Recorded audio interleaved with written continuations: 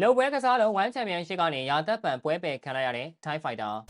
ဗိုင်းသက်များလုံးပဲမင်္ဂလာများ Manchester Force ကနေပြန်လည်ကြိုဆိုလိုက်ပါတယ်။အားကစားလောကနဲ့လုပ်ပွဲဆိုတာမကင်းကြပါဘူး။ဘောလုံးမှာပဲဖြစ်ဖြစ်ဘောက်ဆင်မှာပဲဖြစ်ဖြစ်လက်ဝဲမှာပဲဖြစ်ဖြစ်လုပ်ပွဲဆိုတာရှိတဲ့ကြပါတယ်။ဒါပေမဲ့တာဝန်ရှိသူတွေမသိသေးရင်တော့ကိစ္စမရှိပေမဲ့တိလာခဲ့ရင်တော့ရာသက်ပံပွဲပယ်ခံရတာတွေဒဏ်ငွေရိုက်ခံရတာတွေအစရှိတဲ့ကြီးလေးတဲ့ပြစ်မှုတွေနဲ့ရင်ဆိုင်ရနိုင်ပါတယ်။အခုလည်း1 Championship က Thai Muay Thai Fighter Charlton ဟာလုပ်ပွဲကစားမှုကြောင့်ရာသက်ပံပွဲပယ်ခံရပြီဖြစ်ပါတယ်။အသက်24နှစ်အရွယ်ရှိပြီဖြစ်တဲ့ Charlton ဟာ2024ခုနှစ် match လတွင်ကျင်းပခဲ့တဲ့1 Friday Fight 55မှာစတင်ပွဲထွက်လာခဲ့ပြီးနိုင်ငံတူ Fighter Santana Wat ကိုအလဲထိုးနဲ့နိုင်ရခဲ့တာဖြစ်ပါတယ်။အဲဒီတော့2025ခုနှစ်အတွင်းမှာ3ပွဲဆက်တိုက်ပွဲတွေရခဲ့ပြီးတပွဲနိုင်2ပွဲရှုံးရလက်ထွက်ပေါ်ထားခဲ့သူဖြစ်ပါတယ်။9လကာလအတွင်း1မှာ3ပွဲအထိရဖို့ဆိုတာ Thai Fighter တယောက်အနေနဲ့မလွယ်ကူဘူးဆိုပေမဲ့ Charlton ကတော့ထူးထူးခြားခြားပွဲတွေရခဲ့တာဖြစ်ပါတယ်။ဒါပေမဲ့ Charlton ဟာပြီးခဲ့တဲ့မေလ2ရက်နေ့ကကျင်းပခဲ့တဲ့1 Friday Fight 106မှာစူးစမ်းနဲ့ထိုးသက်ခဲ့ပြီးပထမအချိန်မှာပဲအလဲထိုးနဲ့ရှုံးနေခဲ့တာဖြစ်ပါတယ်။ Charlton ဟာပထမအချိန်10မိနစ်နဲ့24စက္ကန့်မှာစူးစမ်းရဲ့ခြေကန်ချက်ကြောင့်ပေါင် TV လဲကျသွားခဲ့တာဖြစ်ပါတယ်။ Charlton အနေနဲ့ပေါင်ရိုးကျိုးသွားခဲ့ပြီးပြန်အောင်မထားနိုင်ခဲ့တာကြောင့်ထန်းစင်တွေပါခေါ်ထုတ်သွားခဲ့ရတာဖြစ်ပါတယ်။ဒါပေမဲ့နောက်ဆက်တွဲစုံစမ်းစစ်ဆေးမှုတွေအရ Charlton ဟာပေါင်ရိုးလည်းမကျိုးခဲ့သလိုစူးစမ်းရဲ့ကန်ချက်ထိတဲ့အချိန်မှာလည်း